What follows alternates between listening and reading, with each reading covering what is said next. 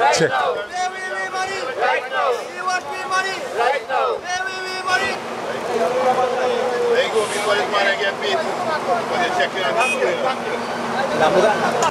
Hold this in your place, hold this in, right? Hold it in your chest, right? Let's go back and go back, right there, good.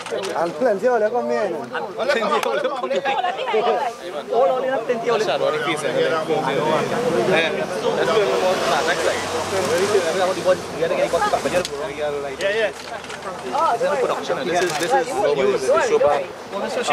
It's our Maxi taxi, school transport. And presently I was at the garage department of PTSC at King's Wharf in San Fernando.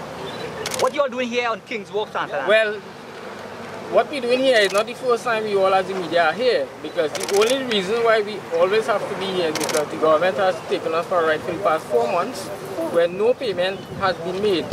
And apparently the only language this government understands, which falls under the Ministry of Education and PTSC, is protest for your money when you need to get paid. And these are all the language that they know. Yeah, so tell us a little bit. Affecting Tell us. Well, for the past 4 months, guys have been struggling to meet the demands with even servicing them Maxi, the bank, and it has passed the stage of diesel and tire and bank. Right now it's about food. These guys have not been able to provide food on the tables at home.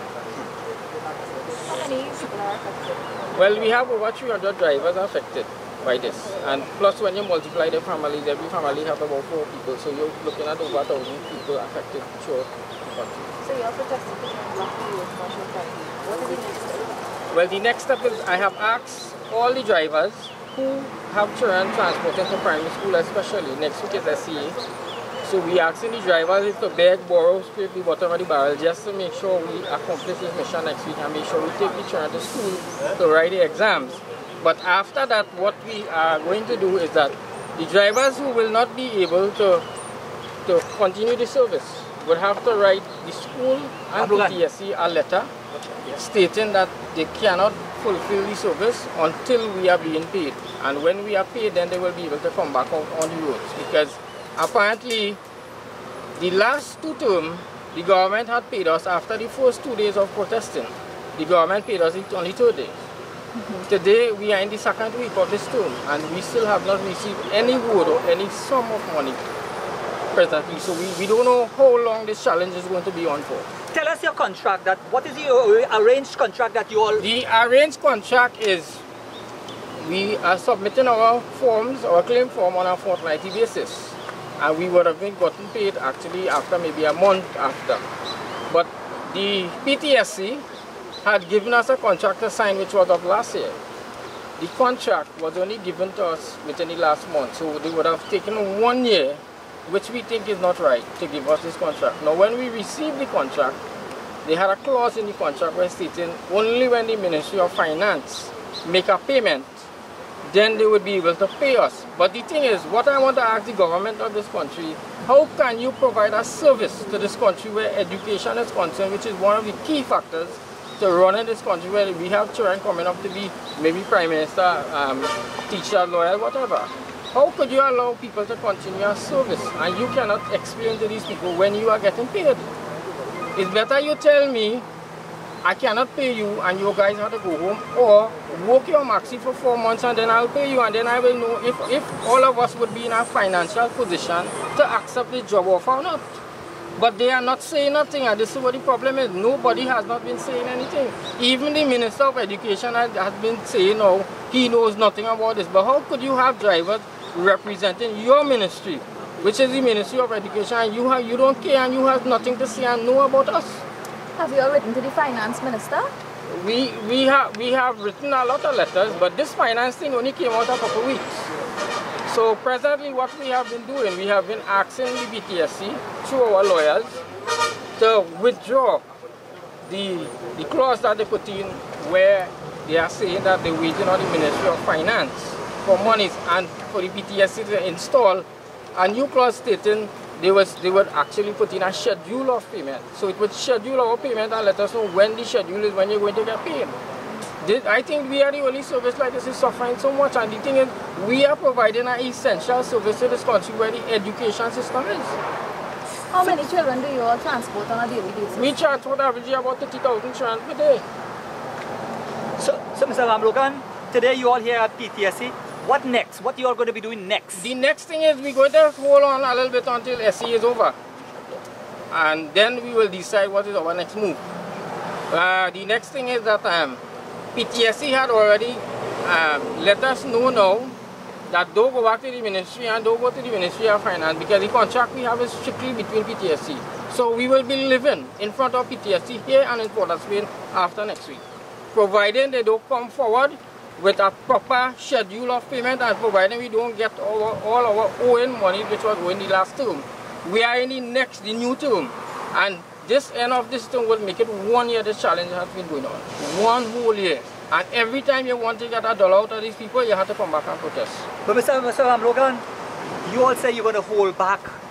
You will provide the service. But you don't think by you doing that, it's giving them more leeway? You all have to get more drastic Well, at action? the end of the day, the children of this country are the most important stakeholder who have been suffering. And if the government come out and say something, let me say they want to send us home, is the education system going to be in jeopardy? Not us alone. And apparently they have not been thinking about education as much as thinking about us. We could hold back our service, but I have been begging these guys, hold on until SCA is over, especially the guys who are servicing the primary schools in this country. But don't you think that is more effective? While it is effective, we want the government to know this challenge has been going on for the past 9 months. And we have been humble enough to continue the service. And they could try to do what they want, but it wouldn't happen as long as they want. So within this 9-month period, did you have any drivers who left to go Yes, and do How many of them? We have averagely over 40-something guys left the service. We have some guys right now, I have advised them through the lawyers with some advice to write PTSC and write the schools as where they're servicing. Whenever they cannot be able to provide the service, they are not leaving the job. We are not abandoning the job. But we financially cannot afford to do the job. And that's where the challenge is. So the overall figure, how much are you all owed overall? A couple million, well, maybe into about $10 million. Over a 9-month period?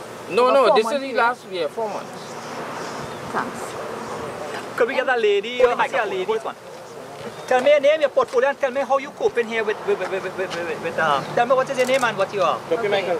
I am Savitri Benny. I'm the secretary of this organization, and I must say it has been a challenge for me in this service because of the fact finances is not right. Many of us, and especially we have credit by gas station now, and this is not so. Since the last election going there, diesel price has gone up 3 times. We have no subsidy and we are not getting paid. I would like the Minister of Education and the Minister in the Ministry of Transport to come out and tell us how and what process should we use in order to put diesel in our vehicle. Because as is, we are not being paid. And it does not only affect the diesel. There are many things in our vehicle that need fixing. You understand? Most of our drivers leave their home 4 o'clock in the morning. How can you tell me a driver transporting children in this country not getting paid?